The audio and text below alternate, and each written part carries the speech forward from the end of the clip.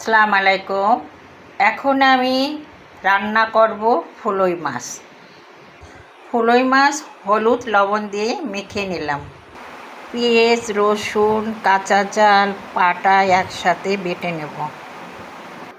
এবার আমি তেল গরম হলে বাটা মশলাগুলো দিয়ে দিলাম, সেই সাথে জিরে বাটাও।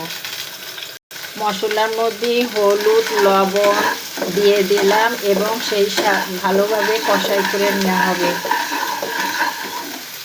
মশলা কষা হলে মাছগুলো দিয়ে একটু কষাই করে নেব।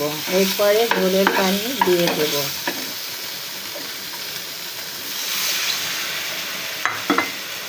ফুলই মাছের মধ্যে দিয়ে দিলাম ঝোলের পানি। ফুলই মাছ রান্না হয়ে গেল।